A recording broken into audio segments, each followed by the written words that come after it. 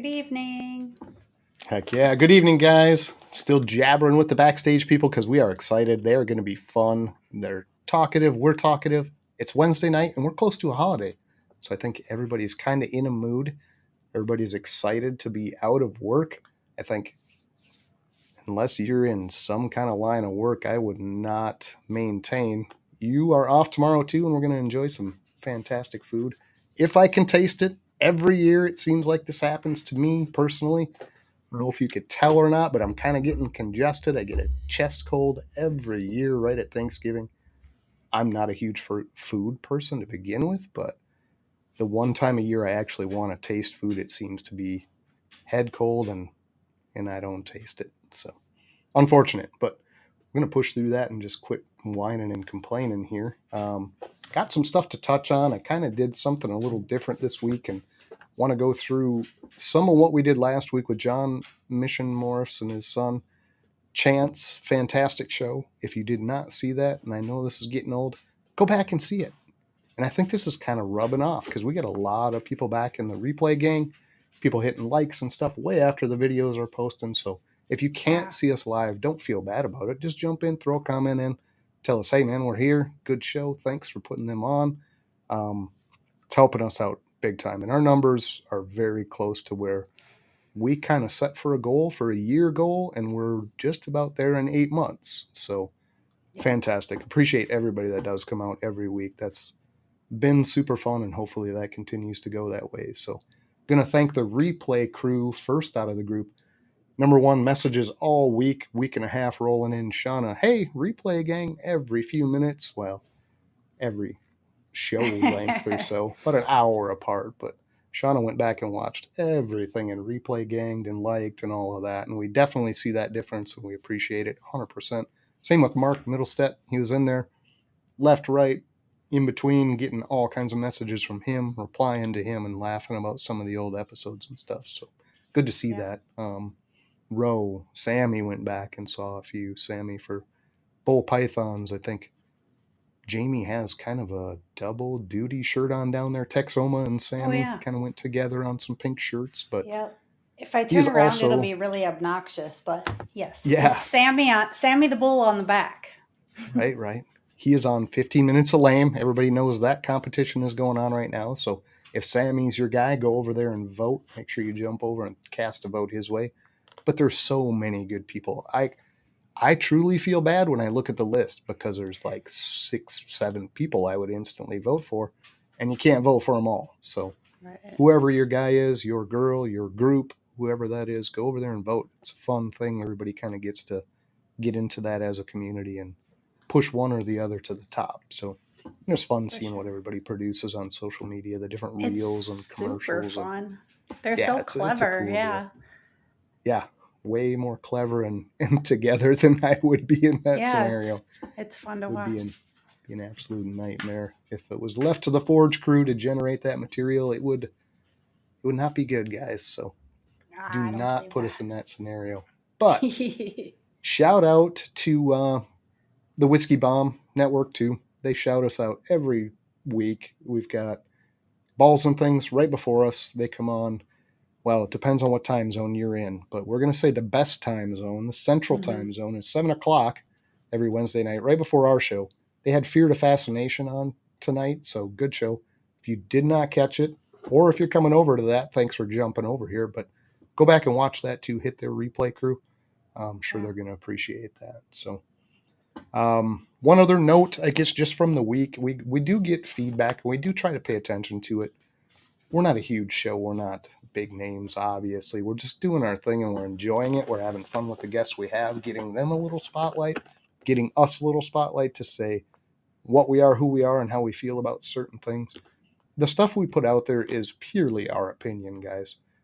There's nothing that's intended to be an encyclopedia or Wikipedia for reptiles, snakes, ball pythons, anything related. If you see something from us, it is purely something we have picked up on in our 4 or 5 years of doing this that people have asked us about, and it works for us. That's it. Just an opinion, not a fact. Not saying you shouldn't ask for 16 other opinions and try to do something that works for you, because it's a never-ending well of possibilities on how to do things. So heads up on that. We do not profess to be experts, professionals, or anything of the like in this manner. We're just out here learning from our guests as much as providing to the audience. So keep that in mind. That's all. Just a little short spiel. Had a couple different bumps in the road this week about why would you say that? I don't know. It just works for us, I guess. But anyway, not to be taken that seriously, guys. And on that vein, we do have a little side project. Jamie's kind of been working on her mom. Stems off of some other stuff we've seen, but we all know these people out there. Reptile phobics, people that just aren't super familiar or keen to be around reptiles, don't like them for this reason, that reason, or whatever. So we're going to visit back and see how she did this week, making progress with Sheila, her mom. So enjoy. We're gonna run Sheila's shorts here real quick. These are silly, they're funny, but it's going to be an ongoing thing to see how she progresses working with her mom. So see you in a couple seconds.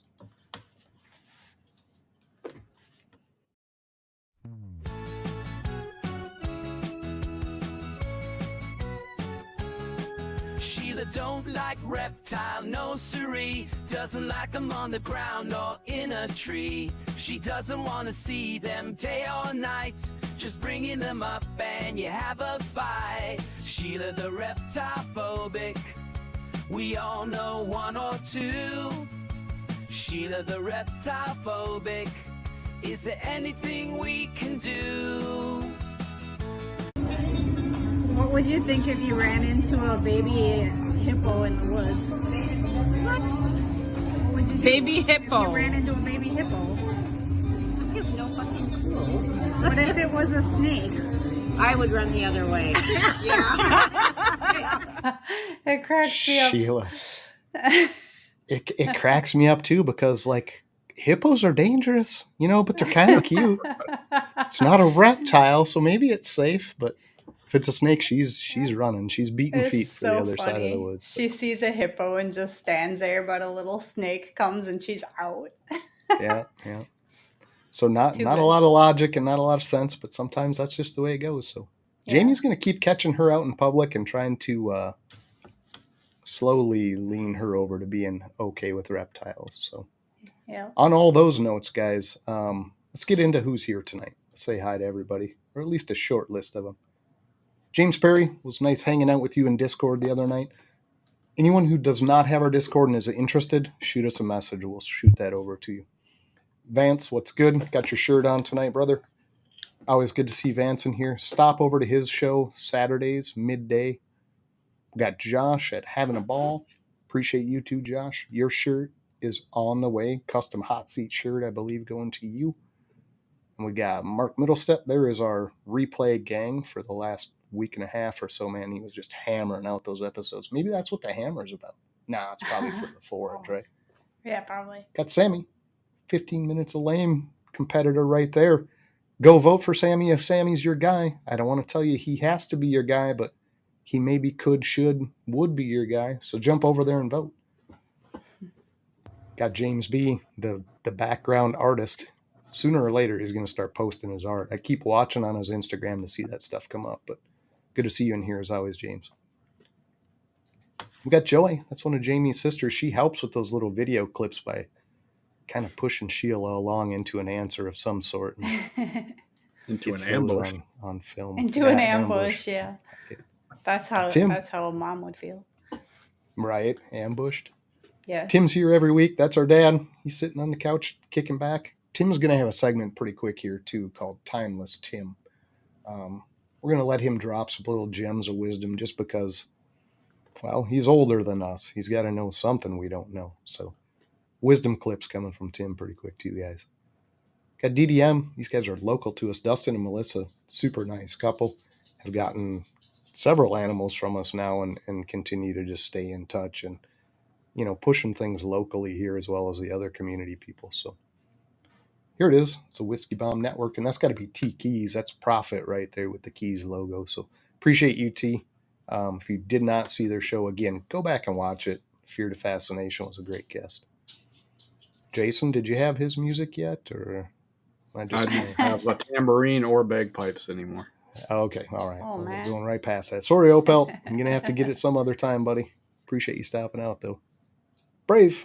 Hopefully everything's going good at the university, Brave. Good to see you in here, as usual. What are you chuckling about over there, Jamie? Oh, I can hear the dog walking through the kitchen. Oh, gotcha. The toenails on the hardwood. Yeah, I hear you. Shanakana, there's our other replay fam right there. God, she went out and just beat the heck out of the old library, man. Every few hours we'd see her. Replay crew. Appreciate you, Shauna. 100%. John, Mission Morphs. Appreciate you, sir. If you did not catch that episode last week, these two were a kick. Both very nice guys. John, military background, hence the Mission Morphs, but son involved as well, and they're kind of a 50-50 split on projects and thoughts going in, so it was cool to see that dynamic. Go back and watch that show if you didn't see it. Kike, good to see you, sir, as always. Hopefully things are improving down there in Homestead. You have 2 of the event sweatshirts on their way. I just got the tracking notification this morning for those, so shouldn't be but a day or 2, and you and Diana should have those in your hands. So Connie, good to see you. That's the counterpart to Tim. Keeps him on the straight and narrow, out of trouble for the most part. Tough job, but she does it well. Basement Pythons, there's Jason. Was hanging out with him in Discord the other night too. Had a good time just chatting it up with these guys, but also 15 minutes of lame contestant. If you didn't vote for Sammy, you didn't vote for one of the other 42 contestants this year, Jason might be your guy. If he is your guy, go vote. But fantastic guy. You can't go wrong voting that way. Craig, good to see you in here too, Craig. Appreciate it. Craig's doing a thing Mondays coming up, Reptile Workshop. Jump over to his channel. Check those out. They're really well produced, and he does a great job presenting info. Got to grab my balls. I would argue that, Steven, but I do get what you're getting at, and it's a catchy name, man. Appreciate you coming out. It's a couple weeks in a row now. We got Will at the Python portal. PP Will, we like to call him over here. But Will's active as heck in the Discord and stuff too. Stan, see you, Serpents Morphs. Always good to see you from Florida side. Stan had some health stuff going on. Not that he wants that advertised, but hands together thoughts. Send it down to Stan to see that everything comes back okay on that stuff. So hopefully that's the case, Stan. Didn't mean to put you on the spot there. But Chris, BNS Reptilia, one of our sponsors and a fantastic guy. Multiple different species. He's into the best brands of Coco too. So can't meet a nicer guy than Chris. Luke, Jamie's firing that kind of top speed tonight. I'm trying to get through these. Luke, appreciate it. Good to see you as always. I just talk too much. That's what it amounts to. We got 217 Will. Wilton, Paris Wilton, I think is his nickname, coming over from the Wistang clan over at the Whiskey Bomb Network. But appreciate you, Will. Thanks for coming out, man. Don D. God, we always have to have this ready for him. And I do try to be good about this because we hope he pops in here. One of the best guests we had in the hot seat. Some of the most comical stuff in there. That's way back in the episode, so you could probably watch like all of them back to Don and really help all of us out. Plus, Don would appreciate it. Don likes that. It was so good. It was funny, yeah. We got Chris all the way over the big pond. Appreciate you coming out, Chris. Surprise critters. Aussie guy there. That's awesome to see. Got Samuel DeHaven, the other intro song guy. Happy Thanksgiving, Snakesters. He's local to us here, but Samuel DeHaven of the Northern Realms steps in. He gets his own anthem there. How we looking? We going to call her good there? We got a lot of people in here tonight. We'll just say hi to Emily quick. Okay. We'll definitely say hi to Emily. Emily, thank you for coming out. She does fantastic jewelry and handcrafted warped wire. Is it Warped Wire Studio? Warped Wire Studio. Yep. Okay, on I Instagram. thought it was Studio, but yep. All right, go check her out. Warped Wire does tons of handcrafted jewelry and metalwork. So super cool lady. Besides super artsy. Wiz, there's the other half of the Whiskey Bomb Network. Appreciate you, sir. I'll say it 3 times tonight. Go back and watch them earlier. Fear to Fascination. He was hanging out with T Profit on their show right before us. It was a good show. Watched a good chunk of it before we got out of here. Tommy. That's a gecko cohort for Jamie. Those two have actually talked a lot and traded up animals. We got a couple of Tommies in the rack, so appreciate you. We got Chris, gentleman, lady, room. Oh, and a tip of the hat to you, good sir. Yep. That was that was quite proper. I appreciate that, Chris. Good to see you as always, man. Hope you're doing well. For sure. Okay. All right. What are we going to do here? We're going to get into some affiliates real quick. We're burning the candle at both ends here. We need to get to Corey and Dustin, man. But let's do these real quick. Out of fairness for everybody that puts their time and effort and thoughts into our show too. I think what we're going to bring up first is the affiliates, because I need to be better about this, guys, and I do apologize. The affiliates have agreed that they would accept Forge Coin. So at the end of the show, we're going to do a trivia question from something we've talked to Dustin and Corey about. Jamie will pick that question, and whoever guesses it gets 10 Forge Coin. If you don't know the ins and outs, $10 basically in your pocket. Get the trivia question right, and these people will accept that coin as well. We'll work it out on our side. You guys don't need to worry about that. Just let us know, hey, I'd like to spend my Forge Coin with this person for this, and the same to them, and they're going to be cool and willing to do that. So Charlie, shedtesting.com, if you need something tested. Hypo, Clown, all your recessives that you want to know is in those babies. He will take coin for that. Same with Chris over at BNS. He's going to do that on the Coco. I don't know so much on his animals and things, although I don't think that would be a big deal with him. We're just going to give a monetary exchange with him. So he was cool enough and said, yeah, absolutely.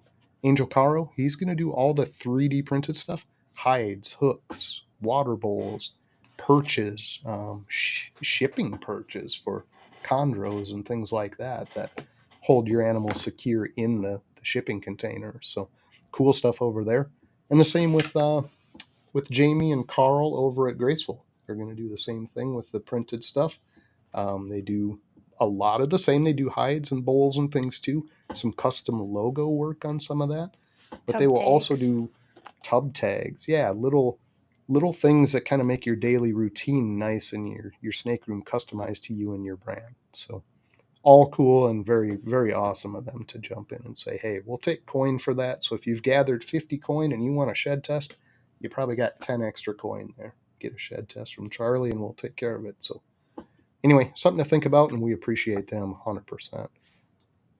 But from affiliates to sponsors and then right to the guest, are you guys ready to get Corey and Dustin out here? I'm ready to get Corey and Dustin out here. Let's do that. So we'll run Charlie's commercial. Chris, we do have your commercial. We're going to join right in with all these affiliates shortly. I get so darn sidetracked. I have not put that together, but that's going to all run in one segment to shorten this up and shut me up at the same time. So Charlie's commercial, and we'll be right back with Corey and Dustin. Yeah. Sound good? Yes. Everybody's like, yeah. Shut up, John.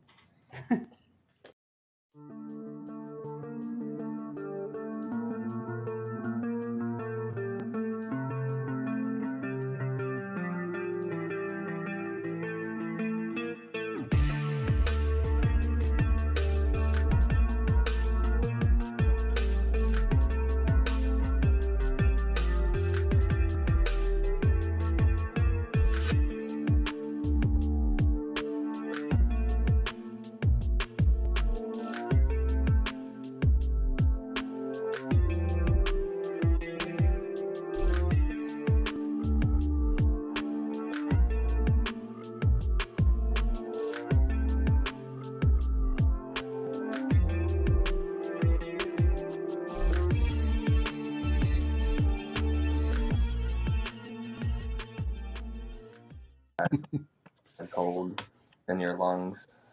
It's a really bad cold in your lungs. That's what pneumonia is. And welcome to the show, guys. We have Dustin and Corey. You guys are on. So say hi. Yeah, do the hi, the wave, the clap. Thanks for coming out. We appreciate you guys, first of all, for stopping out to the show.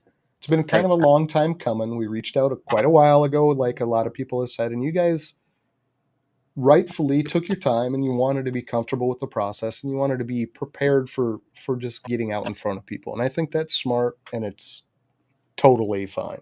But it's awesome to finally have you guys here because this is a bit of a rarity, having someone young coming into the community and having the kind of connection and impact you already are. So many people see you, they recognize the name, the visibility's out there, so that's super awesome. And when that opportunity is in front of us, we're going to ask you every time. So to those other young people out there interested, if you're starting into this, we definitely want to talk with you. We want to sit down and we want to promote that as much as possible. So kudos to you two on that. But a little background, how did you guys get started in this? Where did all this connect for you, and what's the backstory to how this started? I'll tell you a funny story. Okay, so I, like, when I was, like, 8 or 9, I told my dad I like snakes, and he was like, no way.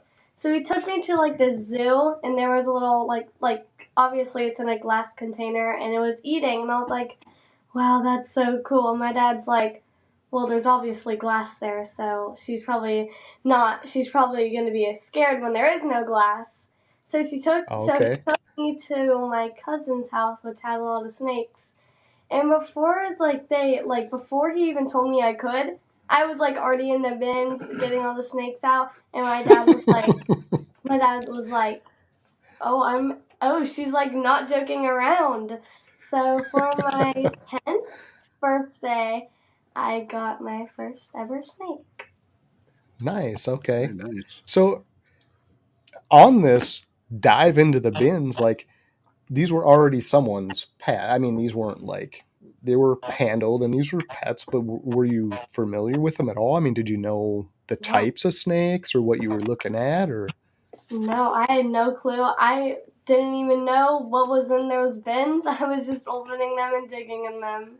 Yeah, that's why I'm trying to ask him, like, hey, what's okay for her to grab? What should she stay away from? I obviously don't want to get her to get bit, but the point of it was to prove that once you're actually face to face with a snake, you're not going to be as brave or excited as you thought you were going to be. Because she kept asking for one for her birthday, and I was like, I did a lot of research on them, and I seen that it wasn't a ton for a kid to take care of. It was manageable, and even if it was to bite her at some point, it wasn't as bad as what in my mind a snake bite was, as somebody that was scared of snakes.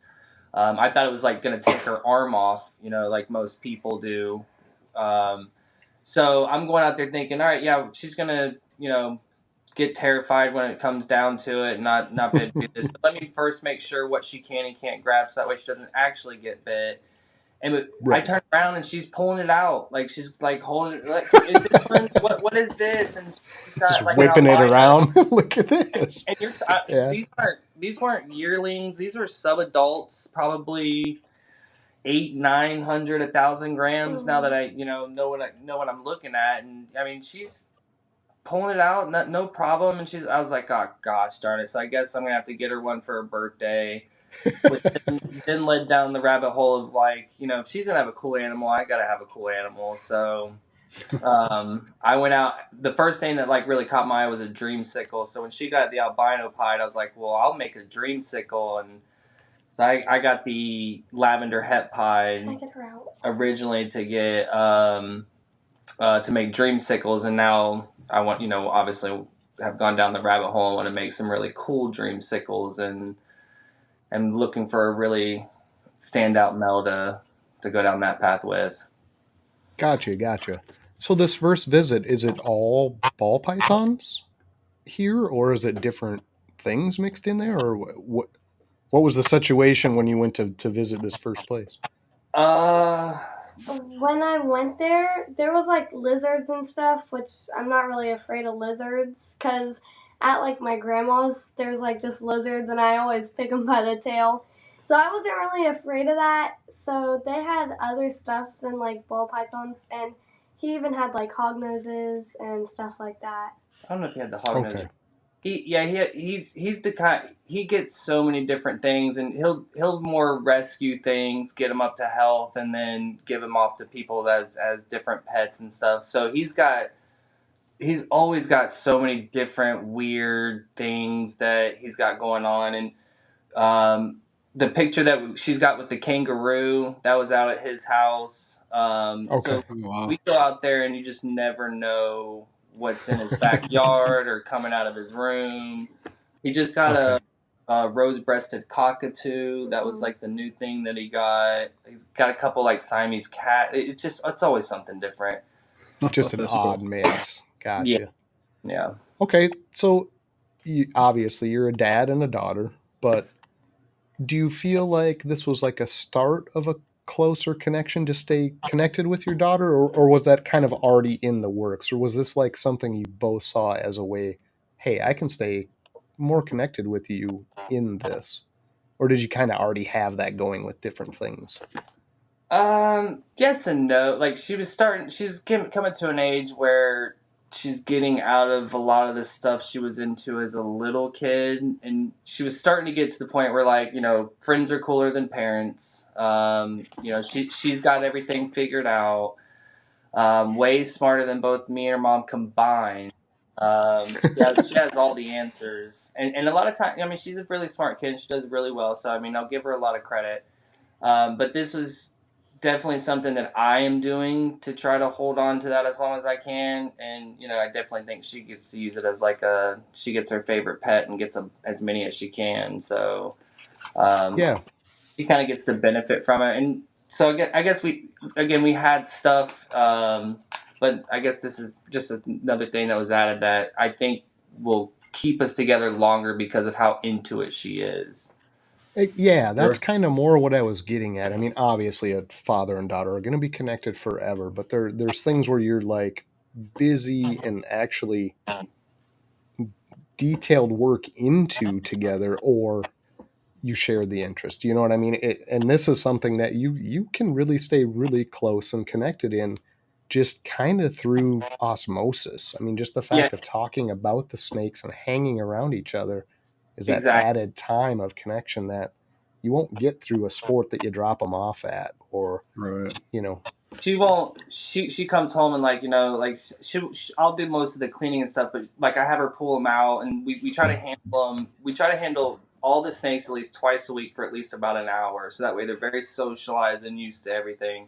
So when she does that, we're up here, you know, and it's just you're talking about the day, what's going on in her life, what's going on at school, who she's beefing with, who, you know, who what the gossip is around the school, like just everything. And like you said, you don't even realize you're connecting and just sitting here talking about everything that you can possibly think of. So that's the really cool part of it.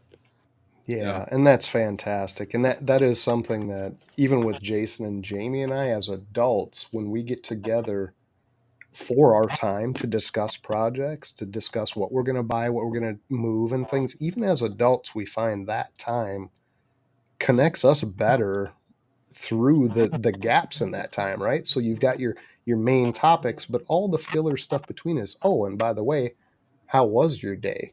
Oh, and by the way, how is this going while you're cleaning tubs, you know, while you're getting between those little steps? So we can't emphasize that enough, how strong that connection can be involved in this part of the community. And that extends into the people you start to meet too. So how did that work for you? And what were those initial steps like talking with new snake breeders? And, you know, what kind of a response did you get back from the people you reached out to? Well, a lot of people thought that it was Corey talking to him on Instagram and things like that. I'm like, well, no, it's, you know, she's so my whole plan for this was, again, to spend time with her, but I wanted to hopefully build something, not like, you know, I'm not trying to be Canova or anything like that. I understand. Sure. We want it to be a small hobby thing that if she can make a little bit of money from, you know, maybe help pay for her first car, maybe help, you know, pay for a little bit of her college if that's what she decides she wants to do. Mainly, if we could pay for our feeders, have a good time doing that, and pay for all the expenses of things we do in the hobby, it's a hobby for us that is the main goal of hanging out. And then, like I said, maybe starting an LLC for her when she turned 16. That way, when she turned 18, she'd have a little experience messing with business, you know, selling things, and have some real world business experience at the age of 18, and kind of have a leg up on kids her age. Yeah, absolutely. That's invaluable for young people because it's not touched on in school. Or at least from my experience and what I've heard from young people now, it's like I wish they'd have told me about taxes. I wish they'd have told me about how to go about savings and doing different things with my money to be smart about it, but school doesn't do that necessarily. For sure. Um, so that's fantastic. That's a great aspect of it I really hadn't thought about. So when you guys are talking about your projects and things, are you touching more on that side of it or what you like visually and would like to make? How does that process kind of go? So it started with what we liked, and we still do that because I think it's important to work what you like, because you never know what's going to sell and what's not. So you got to be prepared to keep, the stuff that you make. So again, you better like it. Sure. But I tried to break it down into like different tiers to where I know I'm not going to be able to sell, $10,000 top end snakes. Because I'm not buying into that style of project. But I think I could hit like that lower end investment, new breeder kind of level. And then I also wanted to make some pet quality stuff, but wanted to make some higher end pet quality stuff. So we went with like the Belle, and that was like her favorite. So that was where kind of her getting her way, but me still, all right, Belle's number one selling pet snake, that makes sense. So we Yep. got one from Leviathan to where if we get, I think it's a Super Mojave that we pair with it, we'll get half Bells, half Mystic Potions, which should be a cool clutch. Nice. So we did that. We got her first original albino pied, which we thought was a female, which of course ended up being a male, which, your first snake. We got a inchy black pastel, possible orange dream yellow belly Candino to put with that. But now I just don't know if, just because of the amount of space we got, working that project makes sense. So again, we got another one for that pet level, and again, we were originally going to do the Dreamsicle. That's our kind of our bread and butter. And I thought that that Dreamsicle is actually starting to get to that pet level price, which is why I'm kind of holding off this year making it. And talking through Darren with Sloan Morris, who's kind of mentored me through a lot of every decision I make. Pretty much, I talk to that guy every day. He actually was like, hey, you just got to get something that'll make you stand out. Think of something that is going to make you different. So I sat down one day and for like 4 hours wrote out every single morph that was on like the morph wiki thing, and like has like a short description of everything. And I got to like the LC Black Magic. I put a star next to it and I was like, don't know who has this, but when you find it, buy it. And ended up finding one that was a LC pied het lav, and I'm like, all right, this is like destiny telling me that I need this snake. Like right up your alley with the Dreamsicle stuff besides, and yeah.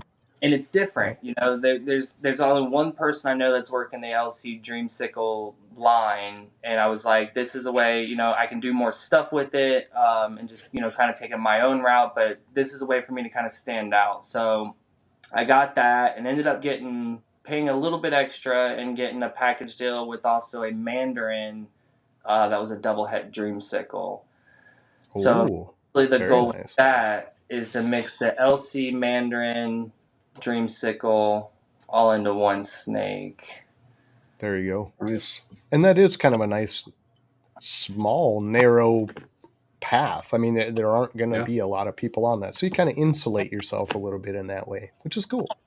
And it's a great project. Curious to see that. So, and like that was the thing that scared me, is insulating myself too much, which is why it's nice that I kind of got some darker snakes now, to where eventually I know I'll get a couple LC. I'll probably gonna hold back the entire LC Dreamsicle clutch and run it back and try to get some super LCs, because those are like ridiculously cool looking. And then also try to get, I'll eventually try to work hypo into both. You got to work hypo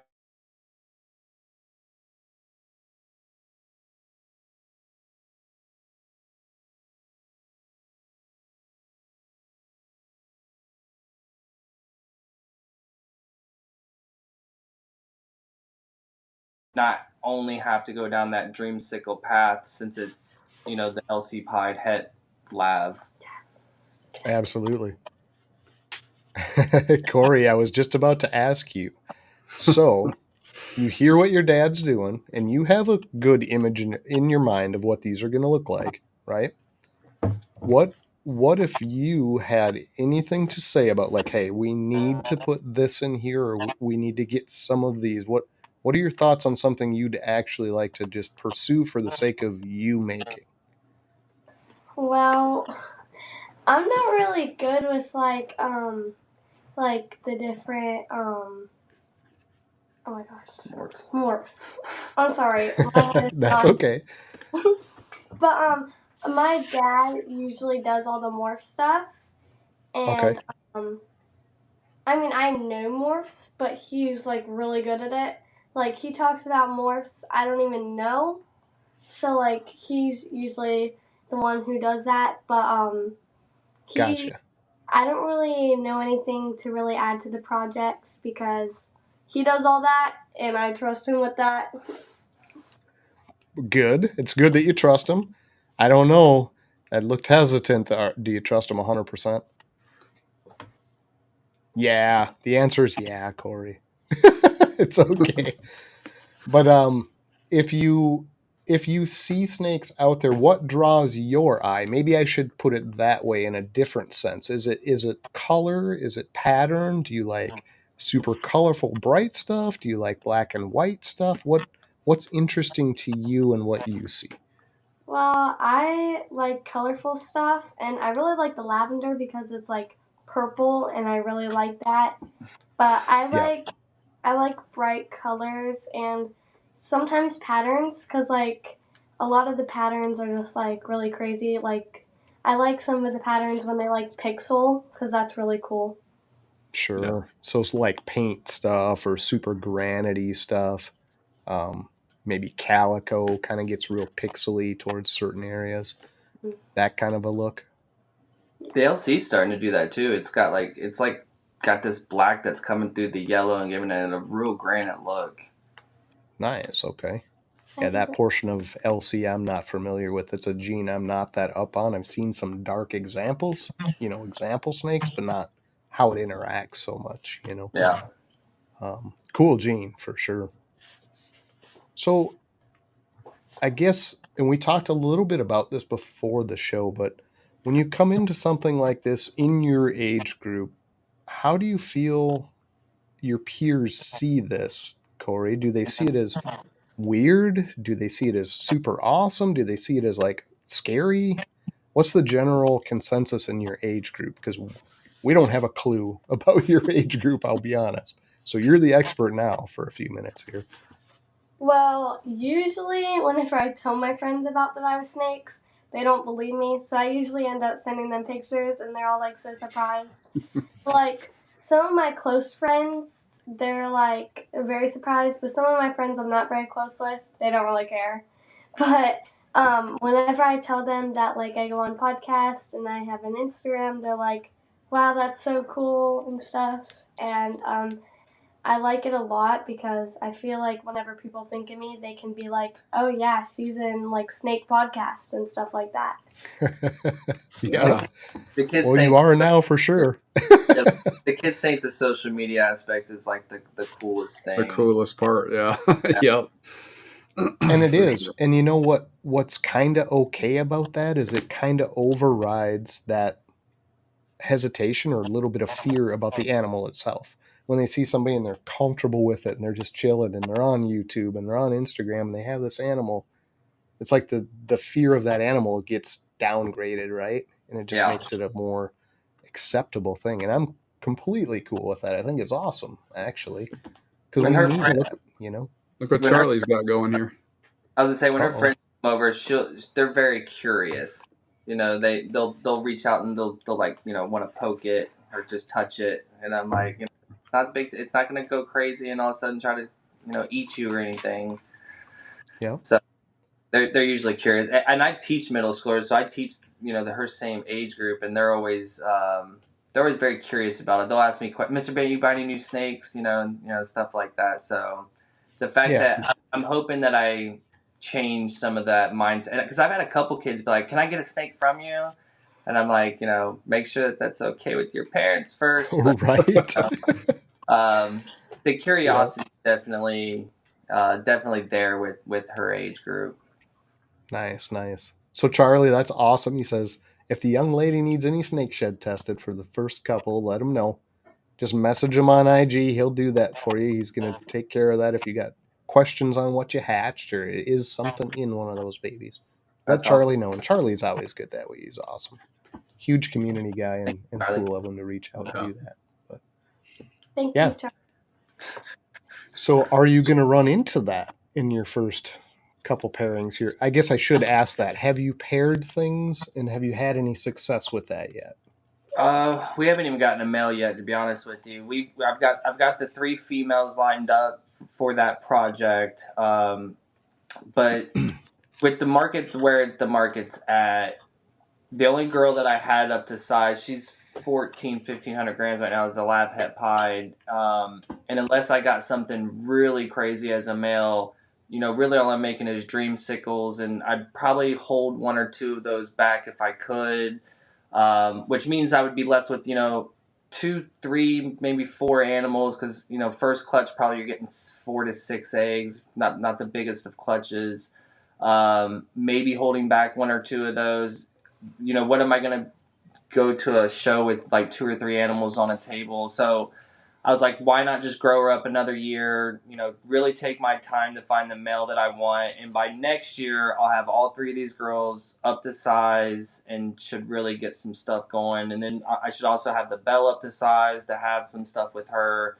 And if I decide to breed the Candian or the Candino and the Albino together, I'd have that as well. So,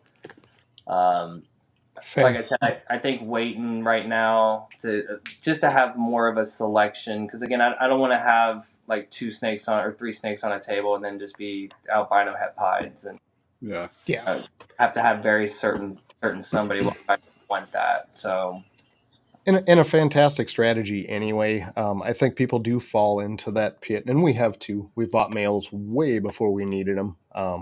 Found out our females took that extra 8 months to get going, and now there's that, bonus 2 gene male at the same price we got the male before, and we sat on them and fed them, and for no reason. So really no rush. The only hesitation I would say is do get that male early enough that he's comfortable, he's familiar with you and your routine, he's eating well, he's going to breed. I think that can happen too, where people put it off like kind of close to that breeding line, and that male never really gets comfy, and now you're putting him in with females. He's not eating good and he's stressed, and that can kind of backfire too.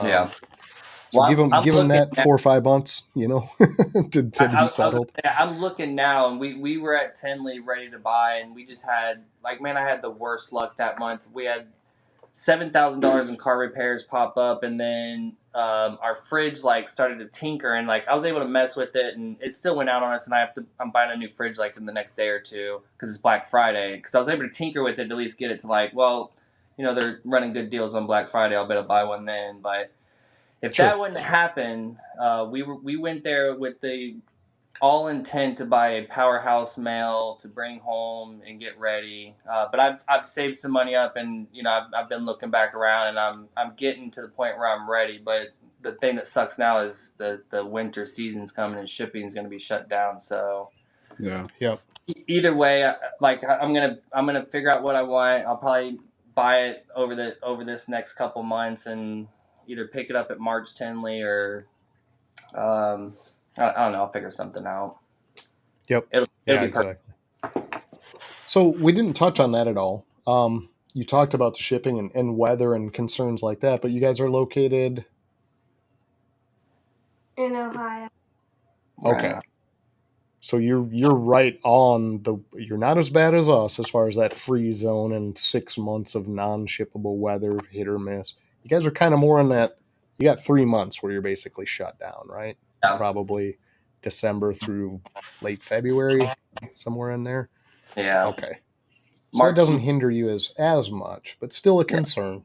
I get it. But you can drive too.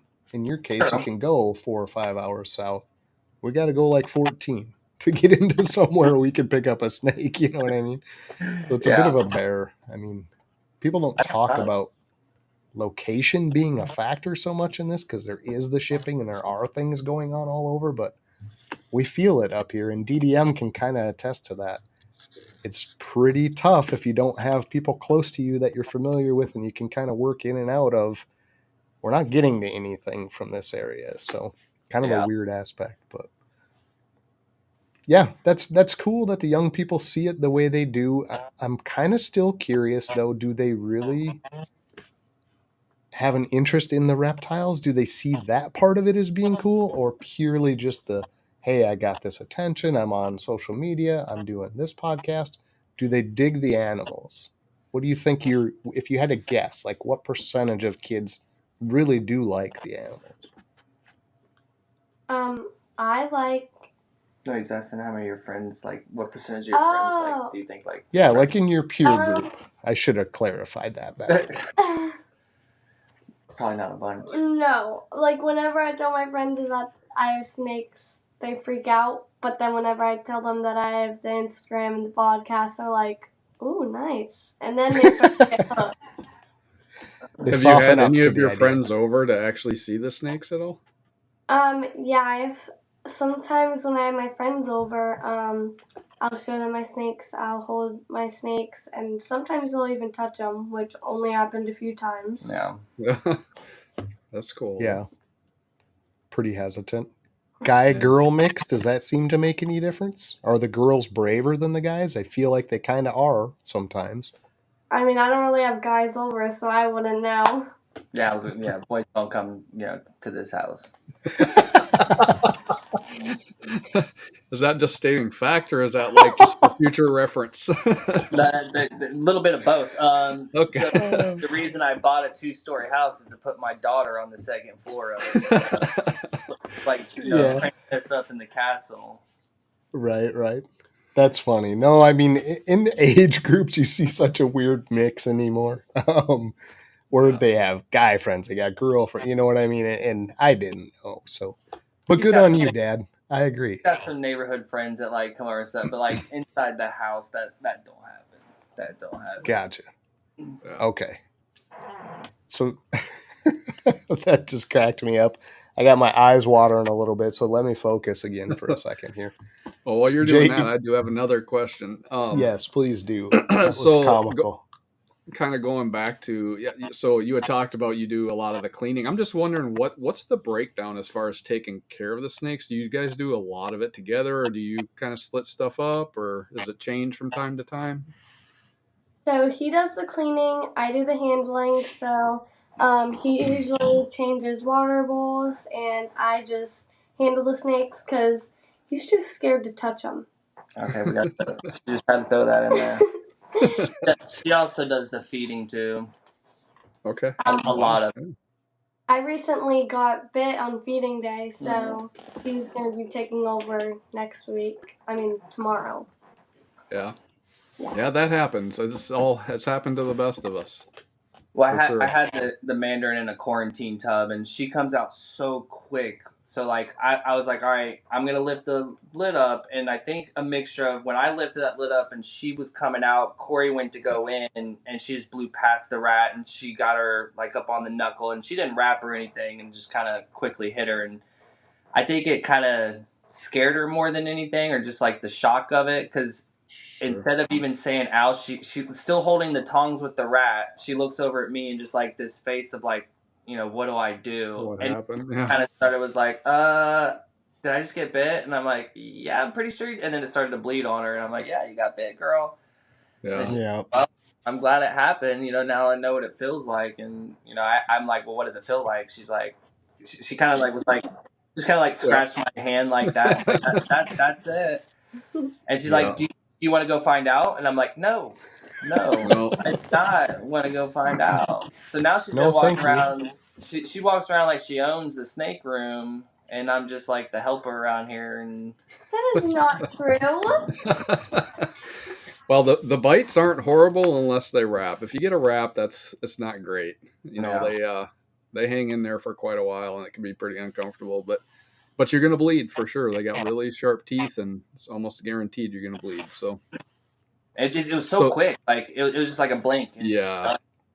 You know, they get really hyped up. They know food's coming. They smell it. And I think a lot of times they know that thing opens up, food's coming in, and they're just looking for any heat signature. I mean, I've got tons of snakes. I will not open those tubs without a hook. I mean, I'm standing back because they come flying out of there.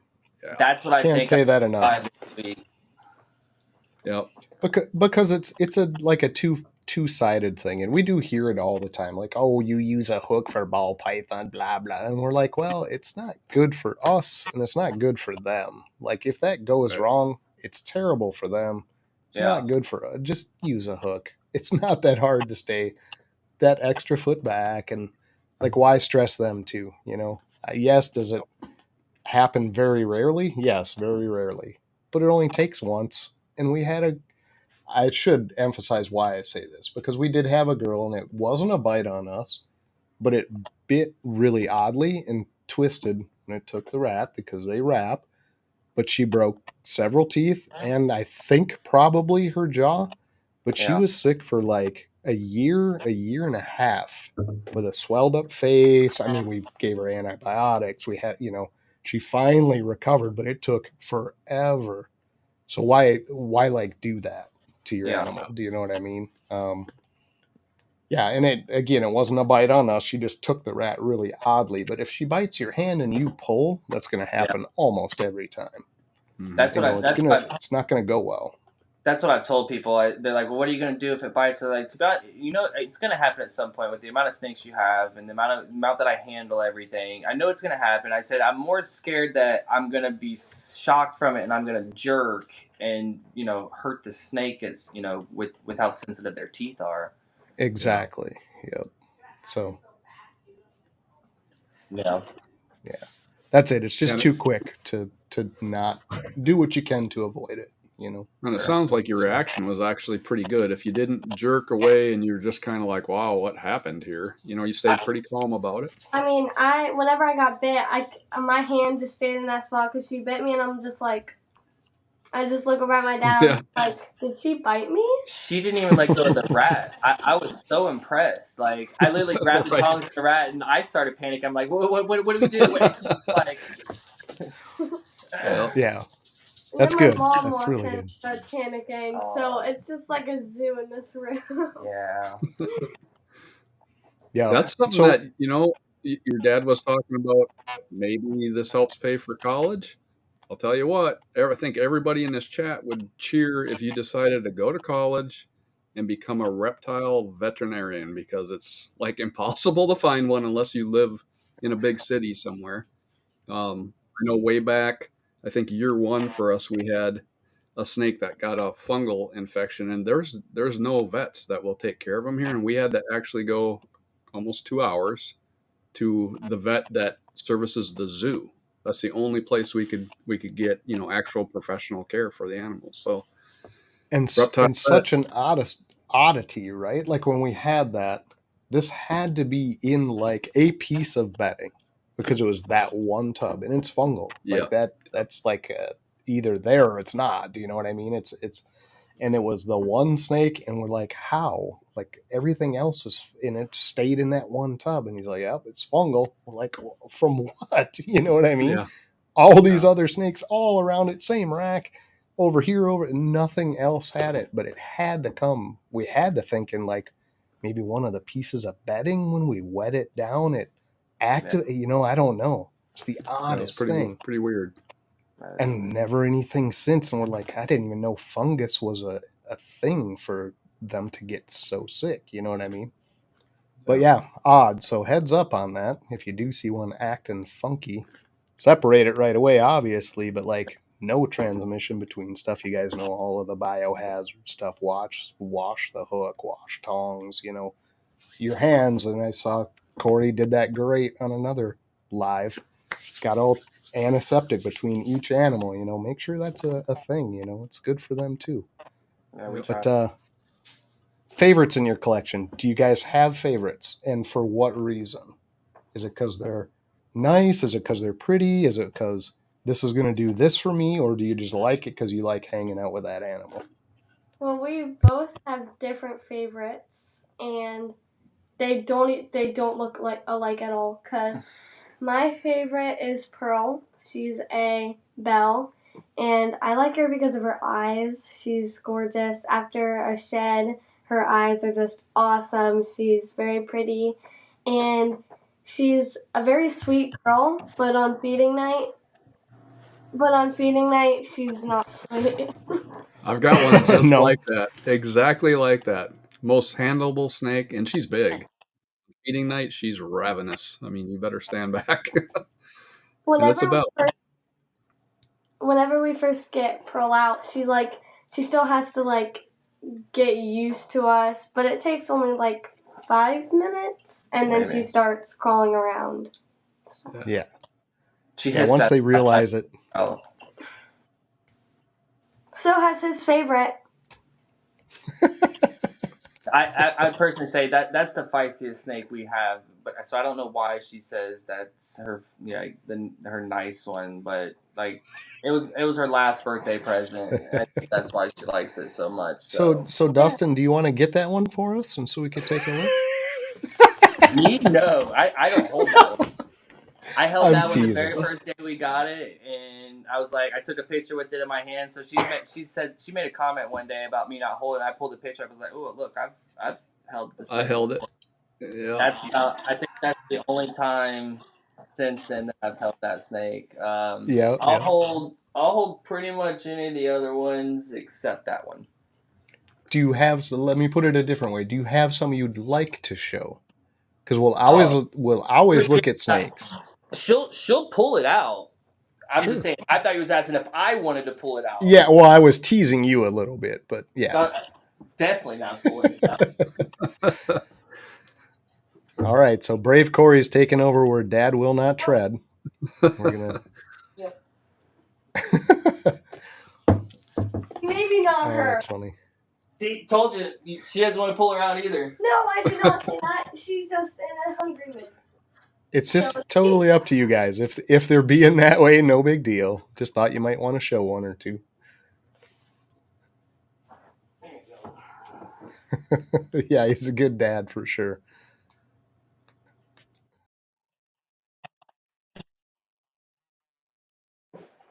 It's the LC Black Magic Pied Het Lev.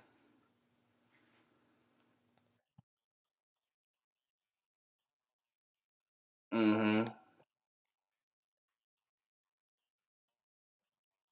Yeah, looking from underneath, she almost looks cartoonish, like a comic strip. I don't know how to explain it. That's just the way it looks to me. It almost looks fake. Yeah. 350, I think. Man, that's a great eye. Jeez. Yeah, we weigh our snakes every 2 weeks to kind of. I'm obsessed with numbers and tracking everything. I track every meal that goes into them. I know how much the weight is on all the rats, and then weigh them every 2 weeks and kind of keep a progress. Because it's nice to be able to look back and be like, compare how they're growing compared to other snakes and where I need to be feeding them at.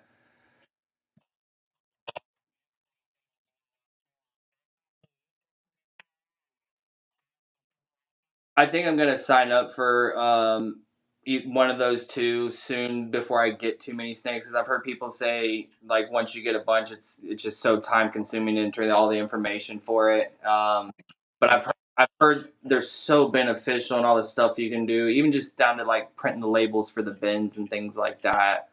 So I definitely want to get into one soon. Right now, I'm just using Apple Notes, and then I put it into an Excel sheet on my computer.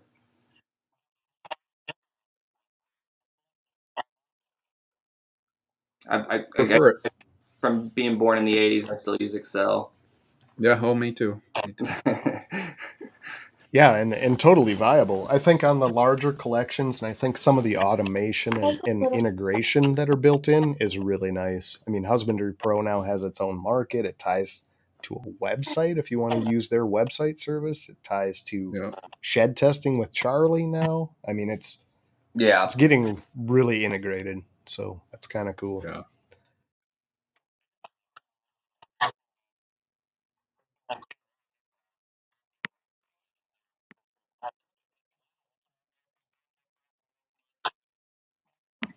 Can I kiss?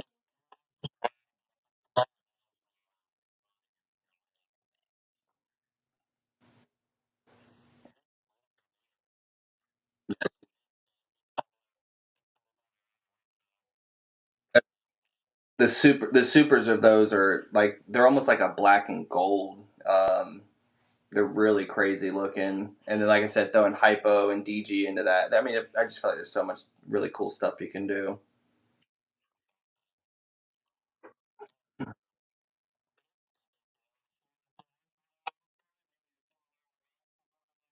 Yeah, I want to show. I want to She'll show you everything. Yeah, I want to show you our biggest girl. And see, you asked about our favorites. This is my favorite as far as just because of her temperament. My favorite as far as look is the LC, but my favorite as far as watch out, this girl's probably out too. My favorite as far as temperament is this girl. She's like by far sweetest girl. She's heavy.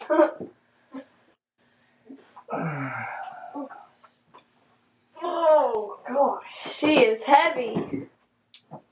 So this is our biggest girl. She's probably the most friendliest we have, but she was my second snake I've ever gotten. So yeah, this is the live het pied that I got, and she, as far as temperament, she's the nicest, sweetest snake. Like I'll mess with this snake, no problem. When I'm cleaning, she crawls all around me, and usually, even the snakes I hold, I still am very like aware of where their heads are at and what their body language is like. With her, I don't really pay attention to her at all. She just does what she wants, and Corey can move her head up and down, and she's completely fine. Gotcha. Okay.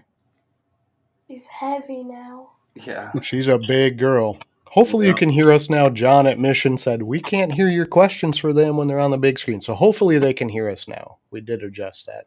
That was my fault. So Do you want to show her? that's a big girl. Beautiful though.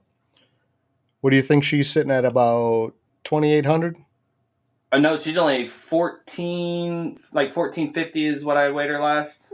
Nice. Oh, you're kidding me. She looks way bigger. And I think she's starting to produce her first follicles because she's actually only, what's that say? Does that say July? Yeah. I think she's 18 months old now, so she's still fairly young. I think she's starting to build her first follicles though because she just skipped her first meal last week, and her entire life she's only skipped 2 meals ever. And it was both times she was deep in shed, and she just went through a shed 2 weeks ago. So I was like, that's not like her. But like I said, she just, I could, unless I get like a really, really stud male, I would just be making dreamsicles with her. And like I said, I could wait till next year and make dreamsicles, and I could do the LC stuff. The Mandarin should be ready to go because Mandarin's at like 450 grams probably. So by next year, those 2 girls should be up to size. And like I said, I'll have more of a selection to have on a table and to offer people. Yeah, gotcha. Yeah, and I apologize to the audience out there. What happens is when I shift to them being full screen, I eliminated Jason and I. So we're asking you all kinds of stuff, and they're like not hearing Jason and I asking the questions. So we got it fixed apparently, but appreciate that, guys, for hanging in there. So yeah, beautiful girl. Really surprised me on the size. I guess it's person to person, right? So you guys are, and I don't take this in the wrong way, but you guys are fairly smaller people, right?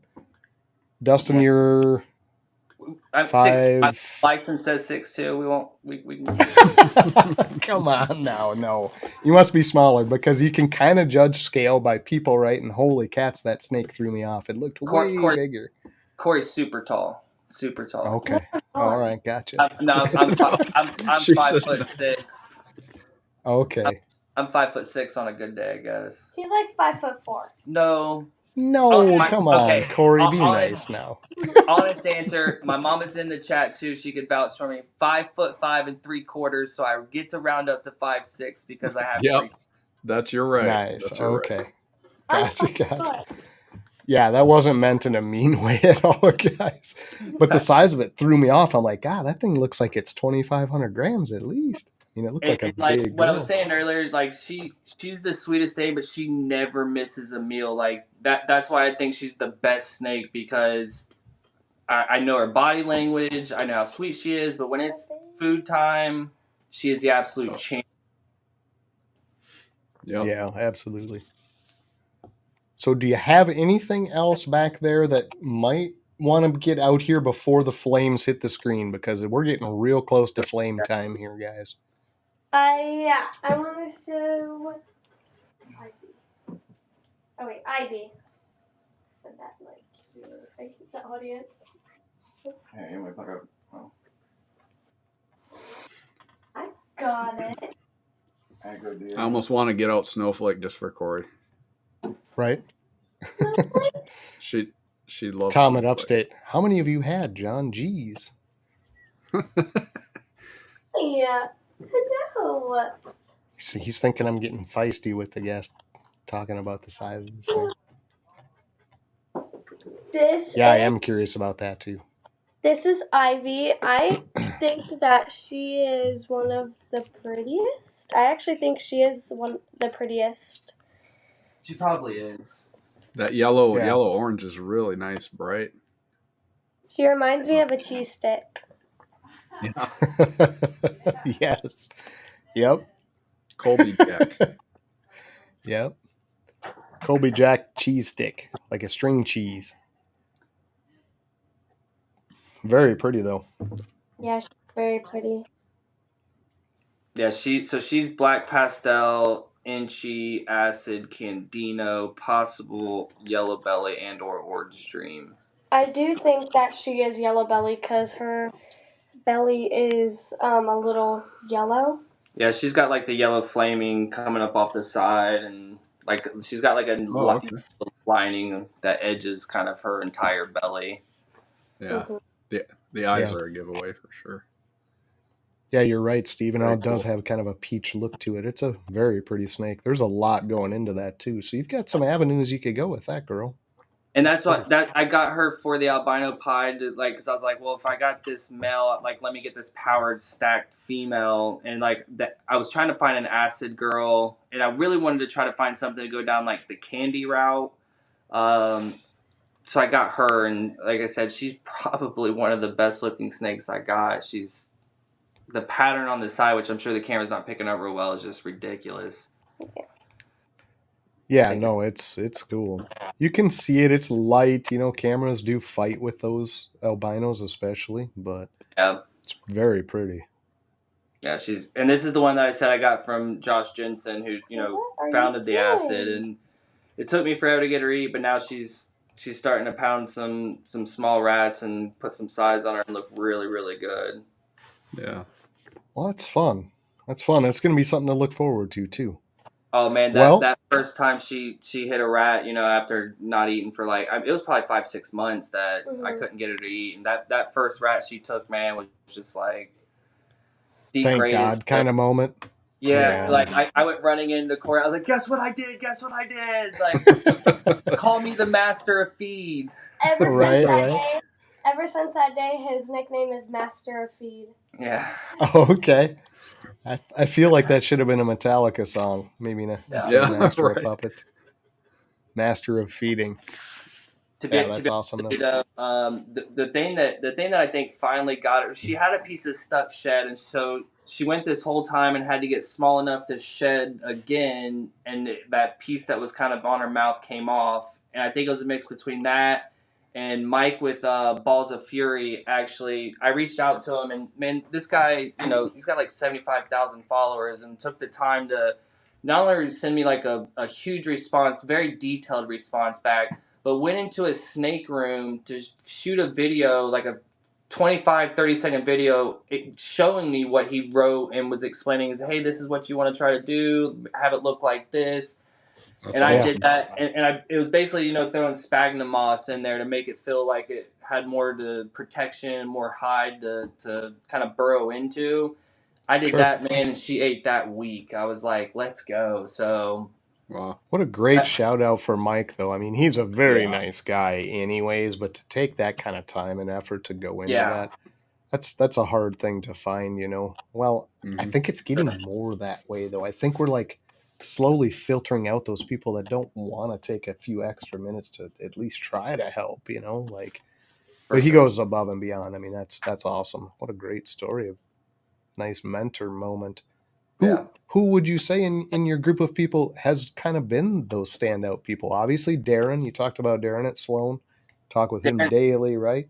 Darren for sure is like, if I had to pick, the guy that has helped me, more than anybody else, it would definitely be Darren. He's the guy that is my mentor, that I bounce every decision off of him now. Any problem I have, anything, and now we talk about our kids and different things. It's not even really snake related all the time.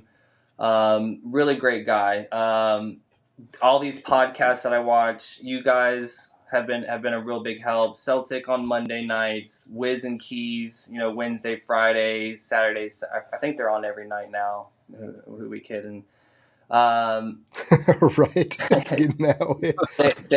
They've been a huge help, just because they have so many different guests and there's just so many different topics. In a good little small community on its own, full of decent people. And you get these gems and nuggets that these breeders throw out there. You're like, oh man, I haven't thought about something like that. And you get some really good knowledge from watching those. Leviathan Patreon we're in as well, and their Instagram has got a lot of really good people in there that we have a lot of good conversation. Y'all's Discord we recently got into. We've really been enjoying that.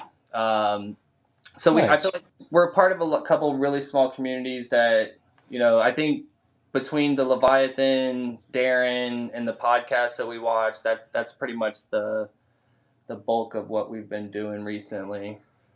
Nice. Okay, cool. Well, moving on from that, I know maybe you're not so much, but I know Corey is looking forward to this because girl time coming up, but it's not just girl time. This is going to get heated, guys. We got flames coming. We got rapid fire questions. Corey's man, she is so ready. I think Jamie's ready too. You guys hydrate? You can tell she's just antsy over there. Yeah. All right. So let's do it. Let's get you guys in the hot seat. I hope you guys survive and come out the other side. But Jay and I will meet you on the other side and see what it was like. We're going to try and be quiet over here and not be laughing and asking you stuff, because we've noticed on some shows it causes pauses and odd things with you guys. So try to ignore us. If you hear Jason and I, just ignore us, but we'll probably be laughing. So have a good time, guys, and good luck. Good luck.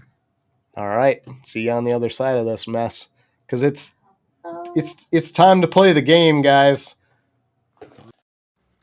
It's time to play the game. It's time to play the game. Ha ha ha. Let's go. I see you're heating up already, Corey. Are you ready for the hot seat? Yes, I'm getting nervous. Oh, nothing to be nervous about. You're gonna know every single answer, I promise. They're just random, so just tell me your first thought, whatever one pops in your head first, okay? Okay. Singing or dancing? Dancing. Roblox or Sims? Roblox. Would your Sim character be more likely to befriend a dinosaur or escape from it in a dangerous situation? Befriend a dinosaur. Would you rather sleep in or stay up late? Oh, that's hard. If you didn't have school, like on a Friday night. Oh, stay up. Stay up late? Mm-hmm. Text or talk? Text. Would you rather fly like a pterodactyl or stomp like a stegosaurus? Fly. Now we're going to switch volleyball. Spike or block? Ooh, spike. When you're exercising, would you rather do burpees or lunges? Burpee. Oh, they're so hard. Flexibility or strength? Ooh, Probably flexibility. flexibility. Yeah, I've never been very flexible. I wish I was. I'm pretty flexible. I heard you were in gymnastics, so you've got to be. Ariana Grande or Taylor Swift? Ariana Grande. Radio or TV? TV. Uneven bars or balance beam?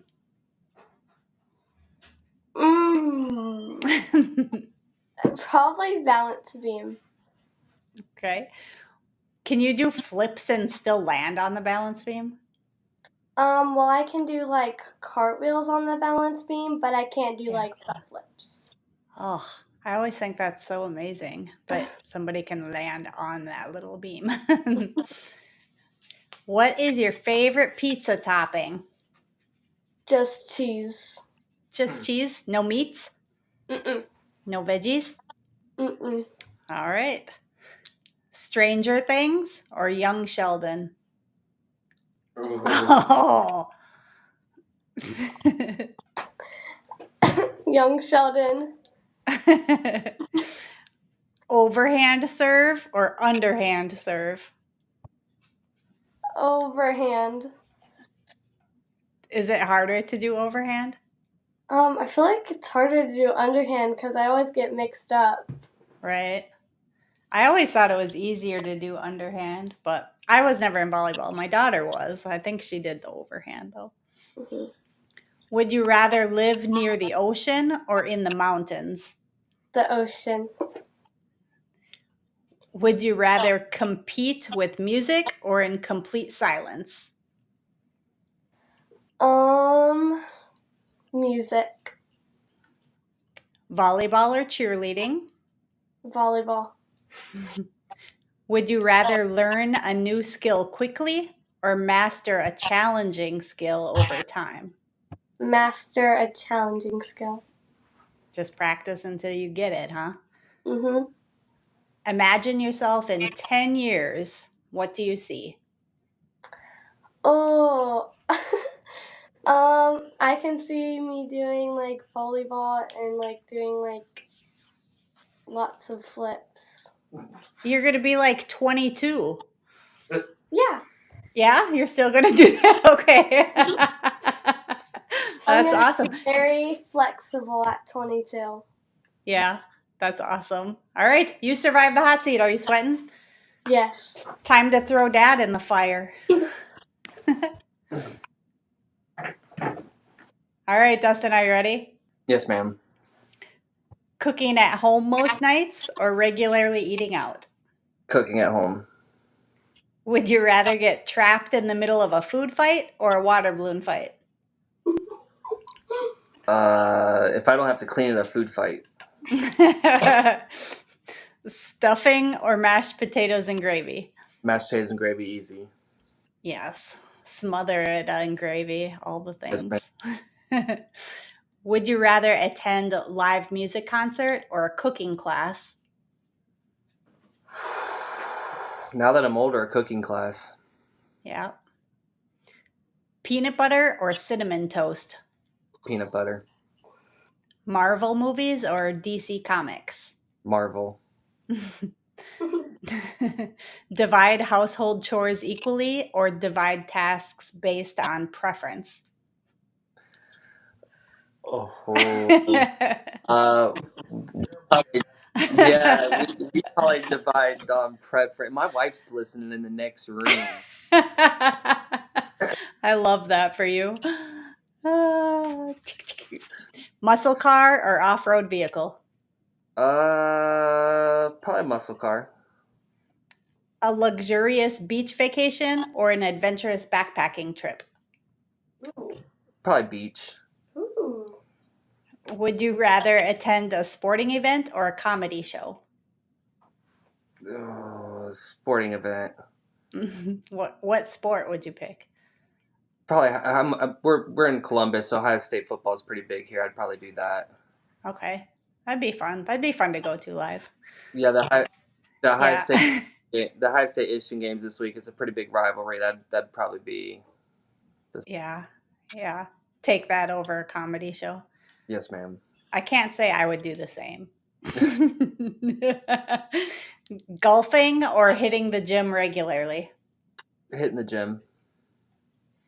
Would you rather be able to travel back in time or see into the future? Probably see into the future. If you could have any superpower, what would it be? Probably to fly. Ooh, where would you fly to? Just be able to go anywhere. I like to travel, so having the ability to go anywhere you want when you want to would be pretty cool. Yeah, it would be awesome. Would you rather work? Would you rather work an overtime shift with your annoying boss or spend a full day with your mother-in-law? Full day with mother-in-law. What's one thing you're passionate about outside of work? Spending time with my kid. Yeah, absolutely.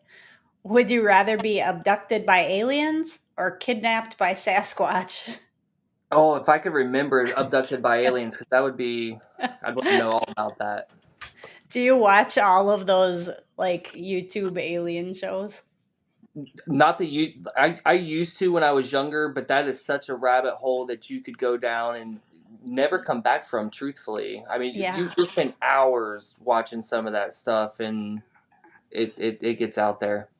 Yeah, John and I take that rabbit hole frequently. Yeah. It's fascinating stuff, though. Yeah, it really is. Would you rather be known for being extremely reliable or incredibly creative? Extremely reliable. If you could hang out with any cartoon character, who would you pick? I was so hoping you asked me that. Scooby-Doo. You ask this to people all the time, and I'm always like, Scooby-Doo, Scooby-Doo, and they're always like, oh, Yeah. man, that's a hard one. I'm like, Yeah, "God, it's the the answer's one Scooby." question. It's the one question I try and keep on there all the time because I love it. I love hearing what people pick. Especially if I get Shaggy as a group package with Scooby. Like, let's Heck go. yeah. Yep. It's so cool. It's so good. It's the best question. If you could go back and prep your younger self with one piece of advice, what would it be? Oh, treat your time wisely. It's one thing you can't get back. Very true. I like that one. Good answer. And the last question in the hot seat for you is, what would you like to be known for? Being a good dad. Yeah, I think you're accomplishing that. Thank you. All right, you survived. Thank you both for joining me in the hot seat. It was so fun to hear your answers. Thank you for everybody tuning in tonight. And don't forget, like, share, follow, and subscribe, please. Well done, you guys. Gosh, you guys rifled through that like it was a piece of cake, like old veterans at it. I started Dustin sweating. especially. Hey, you did really well. I told you, I either catch you guys live or I watch the replay every week, so I was prepared. you were so ready for Scooby-Doo. I was like, man, cheat codes. He's got cheat codes. Yeah. If you go back, I don't remember what episode I did the hot seat on, but go back and watch my cartoon character. It was pretty good. Yeah. So Corey, how'd you find the hot seat? Was it what you expected? Were you ready for it? Did you feel like that was fun? It was so much fun. I want to do it again. Jamie, do you have more questions for Corey? No, we won't put you back in there again. That's cool, though. It's awesome to hear that people do enjoy it. And I think the audience actually does get a lot from it. Jamie's kind of started to go back and pull some of those old ones because some of the stuff that comes up is just comical. And it gets away from the snakes, and that isn't what all this show is about. Hopefully for people, we want to know you guys as people. We don't want to know you guys as snake breeders, as reptile people. We want to know who you are and get to know you, and that's the point of the show, for us at least. So, well, I can tell you, she reached out and asked about it, and she was like, "Well, do you want to do both?" Or I was like, "Whatever you guys go with." But I was so hoping she had questions for me because I wanted to do it so bad. Yeah, that's cool. That's cool to hear. So it's at this point that we kind of bring everybody out. I'm going to get Jamie out here too because she does want to participate with you guys a little bit. It's going to start working that way more with the show. We do want to highlight Jamie a little bit more too. She starting off into this, it's a little difficult. We don't really know what we're doing. Jamie wasn't super comfortable. She's like, "Can you just put me in the back?" I'm like, "Yeah, we could do whatever you want to do." But it's gotten to be more and more like it's a comfort thing, and she wants to like interact too more with the audience. So gives her a chance to kind of talk. And well, yeah, she's a little bit camera shy, but I think that's natural for people, right? Yeah. And I do think, or at least I hope that kind of opens doors for newer people too on our show. We invite people that haven't been on things, hopefully, to kind of do that for them, to make them see that mistakes happen. People like you for the human side of it. They want to see mistakes. They want to see you screw up.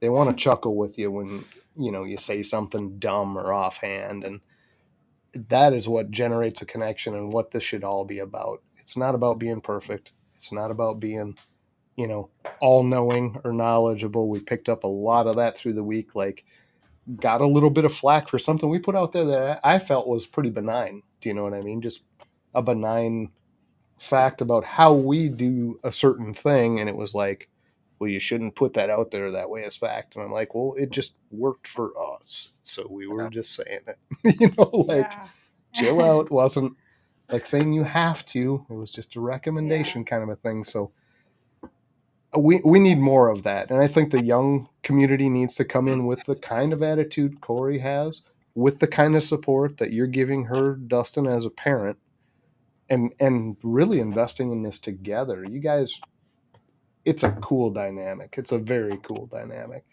I don't know. Do you two want to speak to that at all on your side? Like how you feel about how positive this has been for you to have this in common? Either one of you have something good to say about this? Like, I really feel closer to my dad, or my daughter is so much more approachable since we started this. You know what I mean? Do you have those kind of reflections to say about how it's going? Ever since like we got into the snake hobby, me and my dad have been closer, I feel like. And I feel like if we wouldn't have the snake hobby, we wouldn't be as close as we are. Because whenever we're doing snake stuff, I'll tell him about everything that's happening, and I'll ask him how his day's going, and we'll just chit chat for an hour or two, and then It's kind of awesome. It's kind of forced us to have to spend time every day because there's something to do pretty much every day. And with as much as distraction, I think it's just the distractions of the world today. Especially, I mean, they have tablets and cell phones, and then not to mention what's on the TV, and then what's going on in the neighborhood, what's going on at school. And there's that's a thousand excuses not to get together and not pay attention to each other. Yep, exactly. Absolutely. So one of the things before the snakes that I made sure we did every day was eating dinner at the dinner table is a big thing because as a kid growing up, that was a important thing in my family. It was the one time we all sat down. There wasn't cell phones back then, so it wasn't everybody put your cell phone down, but the TV wasn't on, or if it was in the back of the living room with just kind of the sound back there. But it was the one time that everybody could just sit down and connect to everybody. So I made sure I still try to do that with my family. So every day we sit down and me, my wife, and her ask about everybody's day, what's important. But the snake now has also forced me and her to spend at least an hour every day additional to that. So it definitely has caused us to be more close. And sometimes it's not always peaches and creams. We come on these podcasts and it's, hey, this is fun. It's there's days where he doesn't want to do stuff, and I'm like, hey, these are animals. We got stuff we got to do, and it's not always a friendly, hey, we're having, but within about 10, 15 minutes, you know, then she's like, oh my God, snakes. And, you know, it's peaches and cream after that. But, you know, it's just, she's a kid. She's got 1,000 things she wants to do. And the majority of the time, it's a great time. And we're having fun with it. So we'll continue to do it as long as we can. That's awesome. I have a couple questions. Oh, go ahead. How many snakes do you currently have, and how many do you want to cap out at? We have 7 snakes. Okay. So the cap, I don't know, to be honest with you. This wall, I guess. Whatever I can fit on this wall here. Yeah. Go by wall space. However many goes on here. When I stop being able to get away with the $200 snake comment, maybe right. It's probably gonna. In all honesty, I don't know. I know I'm gonna probably have to have a full rack-ish of dreamsicle stuff alone, especially with me combining the LC and the Mandarin together. What I need to figure out is do I want to keep doing these like vivarium rack style, or do I want to go and get like an ARS or an actual rack? So yeah. But like if I did that, I would be able to get more space out of it. It's just taking that big of getting it. Do you have an incubator already? No, ma'am, not yet. Yeah. So one of the things you should maybe think about, and probably you already have, but because I know you had said you handle the snakes a couple of times a week for like an hour. Yes, sir. And if you want to keep doing that, I mean, the numbers, there's no way I could do that with the snake. I don't have a ton, but I've got a lot more than 7, and it would be, I'd have to quit the job that pays for the snakes if I was going to do that. So, I mean, just keep it in mind if that's something that you feel is important and you want to keep doing for sure. And the rack thing, if you start to build numbers, is definitely the way to go. Yeah, I think so. I agree. Well, and the side note to that is the difference in their, I don't know, their husbandry in general isn't that far apart, and we've actually found multiples that prefer the rack, as silly as that sounds. Like, as we've moved them from that larger environment, they start to eat, they start to thrive, they start to grow. I mean, it's like they like that smaller, tight environment. And certain ones, I mean, other ones could care less. They could be in a tank, they could be, in whatever environment. I was talking about these kind. Like, I don't have like the big 4x2x2 or anything like that. I got like the vivarium electronic.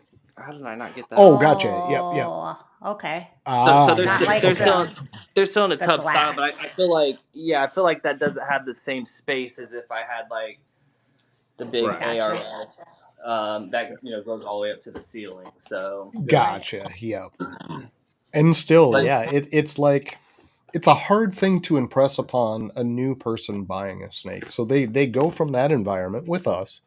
They'll buy a brand new snake and they're like, I'm going to put it in this 15-gallon aquarium with all glass sides in the middle of my living room with cats and dogs and people and traffic. And I'm like, that thing is not, it was not going to eat for you. I'm sorry. It's just not going to do well in that environment.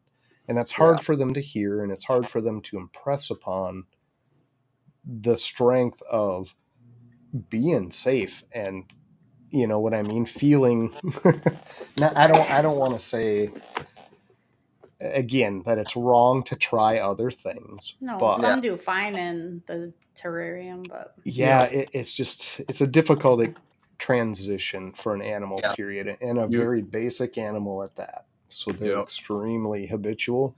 They know their habits, they know their environment, and that's what they're trained to.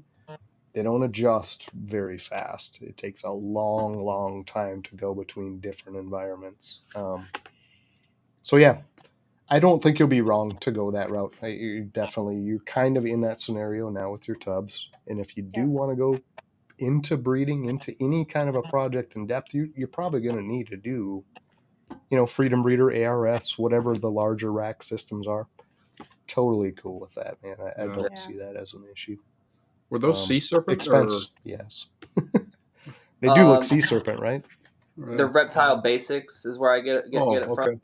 And, Yep. and I mean, I got this 70 series. It's a 5 level. I think it was like $330, I think. And then I got a 6 level. That's I think it's the 24 gallon, or I can't remember what size that is, but that's where the majority of them stay. And it was only like $200 or $300. So I mean, they're affordable and they're decent. They keep the humidity really well. They do what I need for them. And again, when I first was getting into it, I wasn't jumping in and buying a $1,500 ARS rack. So I actually started with like a 2 level, and then I was like, I realized that was going to spiral out of control very quickly. So I got the Corey. And, Corey cracks me up. She's like, I'm just getting out of the way. I'm just going to show you back there. So that one right there comes off of that 6 level, because these two can stack. You can stack 2 of them on there, so I can get another 6 level, and I can get pretty high. But again, when you get the metal one, I just think spacing, you get a lot more space with that. So you do. I mean, the one upside though, in Ohio too, because you're kind of creeping up into that drier area like we are, those PVC racks are going to serve you far better than the ARS or the Freedom Breeder. They don't hold humidity very well. There's a lot of air moving around. They don't do well with that. You got to be misting. You got to have your ambience up closer to the humidity you want. Where the PVCs like that will maintain extremely well in comparison. I was gonna say I have no issues with humidity or temps, or I mean I have everything pretty dialed in over there, and that's awesome. Never had an issue with that. And with the ARS racks, and I'm only like 1 inch shorter than you. You can only go like 4 levels, and then it's really hard to see. You need like a step ladder. Yeah. So we just had this conversation last week. Corey he was asking me about getting more racks, and I was like, well, I'm going to get another 6 level, I think, and stack it on top of this one. She goes, well, how are you going to reach that? And I'm like, well, it'd only be like, and I'm like about this high above my head, and I'm trying to point it out to her. And so we level it up and see, we're like counting how many we think it's going to be. And she's like, yeah, it's going to be here, Dad. How are you going to do that? I'm like, we'll get a step stool. Yep. And she's like, I don't know if we're going to do that. Yeah. Anything past like level 4, I can't see in very good. Well, I'm out like, the nice thing is, I don't want it to tip over. Yeah, that's right. That's what I'm saying. The nice thing is you can buy whatever levels you want, so you can just cap it off at whatever height you like. I capped mine, I think, at 7. I don't like the big snakes above my head, period. Hatchlings, I don't care. I just don't like the big ones up there, so I cap it off at 7.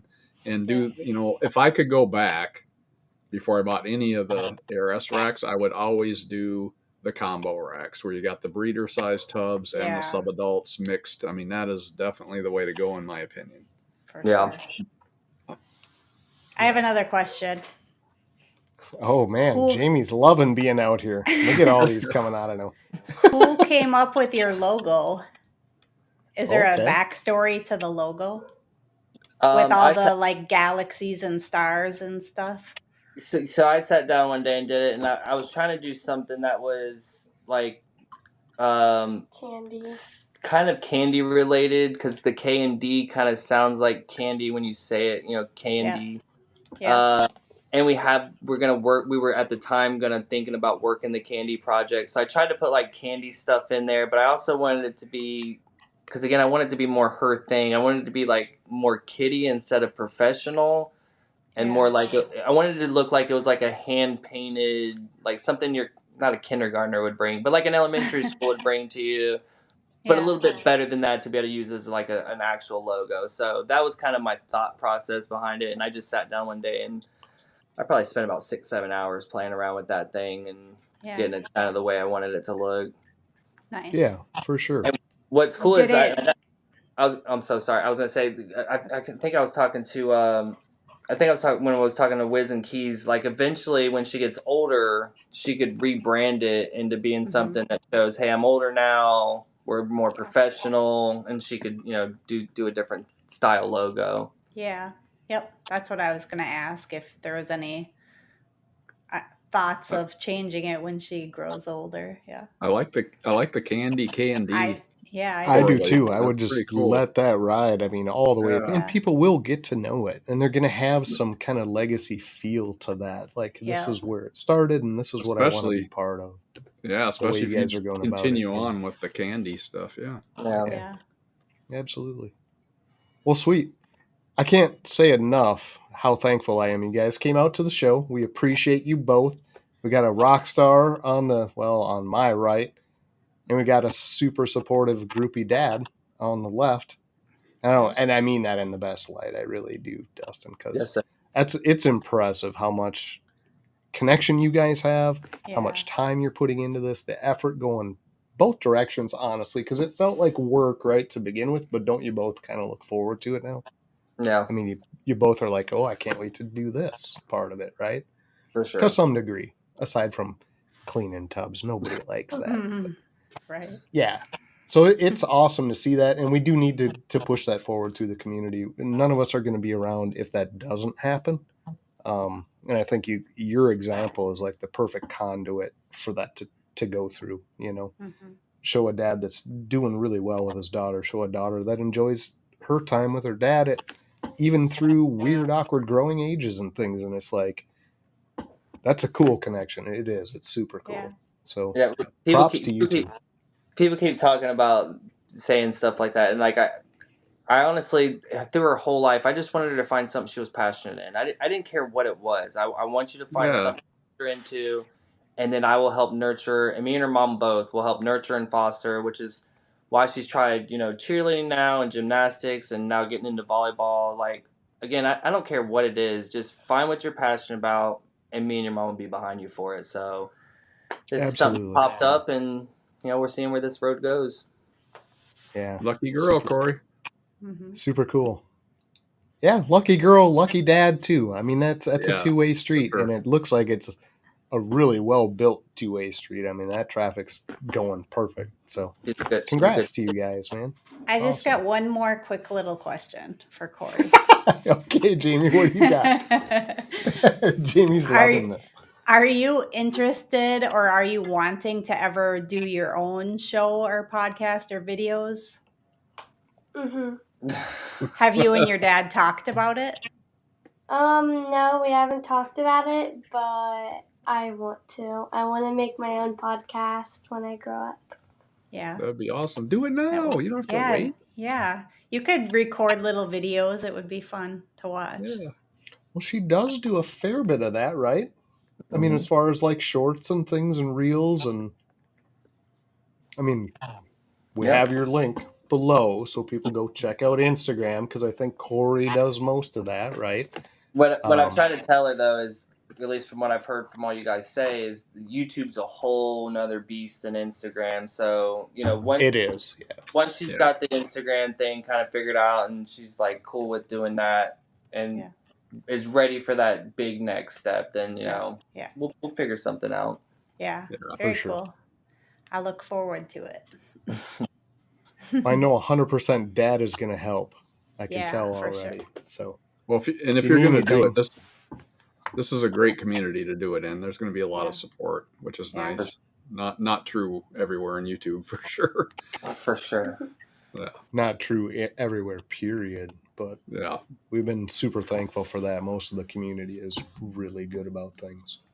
Yeah. So we're going to wind her down. Everybody's time is getting ate up. We're getting close to Turkey Day. Everybody's getting hungry already, and they haven't even slept yet before they eat. Yes, I know, Corey. I'm starving too. We have to have a trivia, though, before we get the heck out of here. Let's see what Jamie came up with. Corey, restrain yourself. You can't answer this. I know that's tempting. I always try to, so I don't fault you. But somebody out there is going to get $10 to put in their pocket. It's going to go toward a shed test or something like that, maybe affiliate. They might even buy something of ours. Who knows? But anyway, what do you got, Jamie? What do you got for a question tonight? To me, it was an easy one this week. So we'll see if somebody gets it quick here. Okay. On what birthday did Corey get her first snake? Oh, were people paying attention?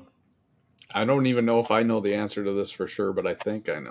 I definitely know this one. I heard this right off the bat. Yep.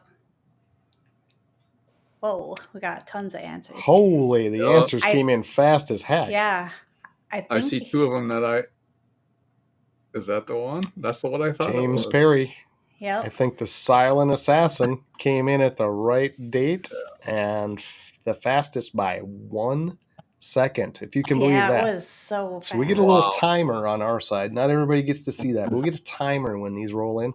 1 second he beat Steven at Gotta Grab My Balls. So congrats, Very good. James Congrats, P. James. Appreciate you every week for coming out. And yeah, correct answer. Well, we should ask the expert. Corey, Yeah. was it the correct answer? It was the correct answer. It was the correct answer. Okay, Yes. perfect. So we will accept that for the $10. And yeah, awesome deal, man. It was a great show, and I knew it was going to be fun. We always like having young people, different energy about it. Having a dad that's so connected to it and has that side of things going too makes it so much better. Yeah, But time was a went by blast, so guys. fast. it did. I can't even. I'm looking at the clock going, I can't believe it went this long. I know. but- I just looked and I was like, whoa. Yeah. Corey's like, can I sleep and go get. No, I'm she's going to supposed to be stay up late. sleeping. Yeah. Yeah, she's gonna stay up No. late, right? Yeah, she's going to stay up late. It's kind of like So- a Friday. No school. It's not. Yeah, it's not Friday, but it is like one. Yeah. It's just like a Friday with better stuff waiting tomorrow. I'm so Heck looking forward to yeah. good food tomorrow. For sure. So yeah, everybody out there, appreciate everyone that came out on Thanksgiving Eve, we're going to call it. Yep. Hopefully everybody has plans. Drive safe, travel safe if you're going different places around the country. Weird storms moving. We got ice in certain parts of the country too. So if you're driving any distance, just watch the roads. Everybody be careful. Holidays are always weird travel. Appreciate you two again, 100%. We do want to check back in as things progress, see what you Yep. grab, hear how your season's going, see what kind of pairings are working for you, locks, things like all the stuff that's coming down the road that's going to be exciting. Yeah, super I want to exciting. check in and hear about it. Just wait till your So- first egg cutting, Corey. You're going to love it Yes. so Oh, much. it's going to be so so cool. That'll be fun. Yeah, it's so exciting. So many miles. You guys gonna video that? Oh, for sure. hmm Yeah, Oh, awesome. absolutely. You better. We'll Yeah. come in video for you if you decide Right. you don't want to. We'll go to Ohio. I'll be Yeah. sitting there with a camera like, good job. That was the guys." hard part about not pairing this season is like, just the excitement of getting those first eggs. But I'm Yeah. trying to be smart. Trying to be smart. Yeah. Yeah, Yeah. you're doing it right. But it is very exciting. Yeah. Yeah. All right. We're going to get the heck out of here. We'll keep you two for just a second. Normally we have a closing, guys. Next week, we don't know for sure what we're going to do. We had a guest lined up. Family things came in, and that made it an issue on their side. Totally get that family first. Not a problem. We'll figure out something to fill up next Wednesday. Schedule's pretty much booked out through like mid-January now at this point. So Yeah. I don't know. Maybe we'll link up with somebody we've already had on, and we'll fill in that hole. But we'll get next Wednesday filled up. We don't have a closing video for that reason to introduce them and do all of that stuff. So, Corey, Dustin, again, thank you very much. Audience, thank you. Everybody out there, enjoy Thanksgiving. Be safe. Travel safe. And, yeah, we'll see you next week. Next week. See you guys. Appreciate it. Bye.